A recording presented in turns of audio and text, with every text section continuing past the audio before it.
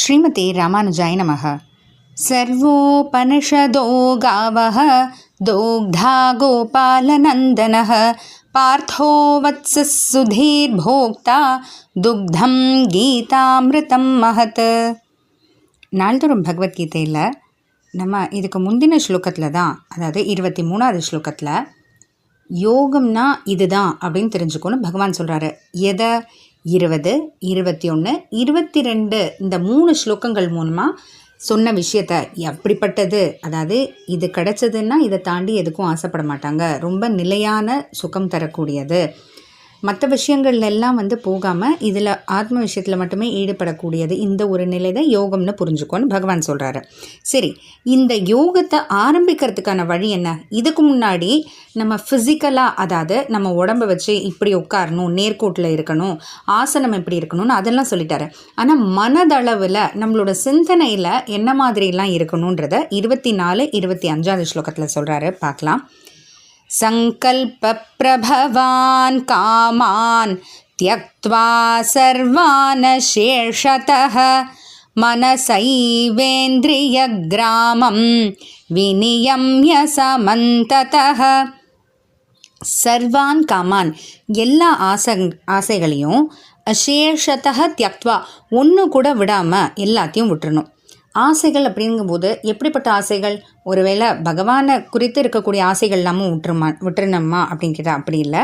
சங்கல்ப பிரபவான் காமான், சங்கல்பத்தால், அதாவது நம்மளோட மனசில் ஏற்படக்கூடிய ஆசைகள், நமக்காக அப்படின்னு அந்த ஏற்படக்கூடிய அந்த ஆசைகள்லாம் இருக்கு இல்லையா, சுக்கங்கள், அதையெல்லாம் விட்டுட்டு இந்திரிய கிராமம் விநியம்ய சமந்ததக, அதாவது புலன்கள் பொதுவாக மற்ற விஷயங்கள் எல்லாம் தேடி நோக்கி போகும் இல்லையா, அந்த விஷயங்கள் எல்லாம் இருந்து புலன்களை விடுவிச்சு ஆத்ம விஷயத்தில் செலுத்தணும்.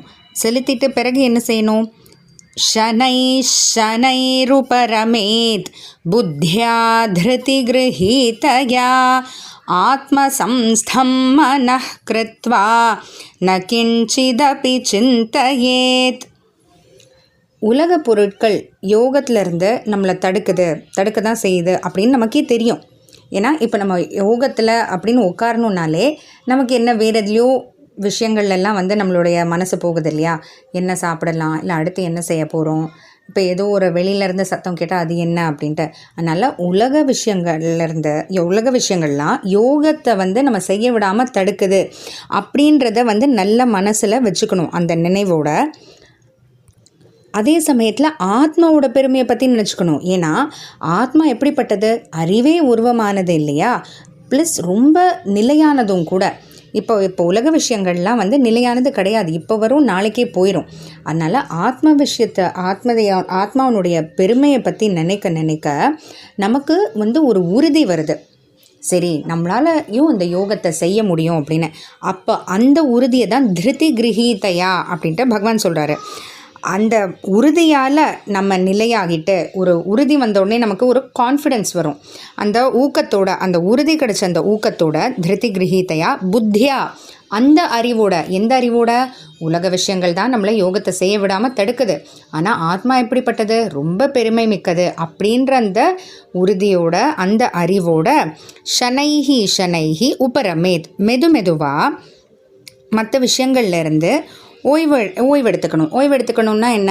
இப்போ ஏதானும் மற்ற விஷயங்கள்லேயே நமக்கு மனசு போகுதுன்னா அதை அப்புறம்னு தள்ளி வைக்க ஆரம்பிக்கணும். எடுத்த உடனே நம்மளால் கம்ப்ளீட்டாக விளக்கிட முடியாது. இப்போது நம்ம நல்ல விஷயங்களுக்கு அது தானே செய்கிறோம். இப்போ ஒன்றும் இல்லை, நம்ம கோவிலுக்கே போகணும்னு சொன்னால், சரி இல்லை இன்றைக்கி போனால் நேரமாயிடுமோ என்னமோ, நாளைக்கு போகலான்னு தள்ளி போடுறோம் இல்லையா. அதுக்கு பதில் என்ன செய்யணும்? உலக விஷயங்களை தள்ளி போட ஆரம்பிச்சிடணும். ஒரேடியாக விளக்குறதுன்றது யாருக்குமே நடக்காத ஒரு விஷயம். ஆனால் இந்த உலகத்தில் தான் இருக்கும். அதனால் ஏதோ உலக விஷயத்தில் ஆசை வரும்போது அப்புறமா அப்படின்னு தள்ளி போட ஆரம்பிக்கணும். அதுதான் பகவான் ஷனைஹின்னு சொல்கிறாரு. அவசரப்படாத, மெதுவாகவே நீ வா, படிப்படியாகவே வான்னு சொல்கிறாரு. அதுலேருந்து ஓய்வு எடுத்துக்கோ, இப்போ வேண்டாம் அப்புறம் அப்படின்ட்டு. அப்படி செய்ய என்னாகும்? மனஹ ஆத்ம சம்ஸ்தம் கிருத்வா, மனசை நிலைநிறுத்த செய்யும் இந்த மாதிரி.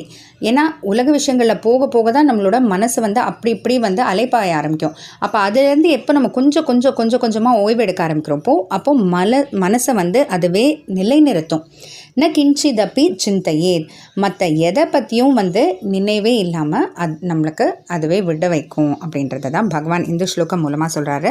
தொடர்ந்து என்ன சொல்கிறாருன்னு பார்க்கலாம். ஜெய் ஸ்ரீ கிருஷ்ணன்.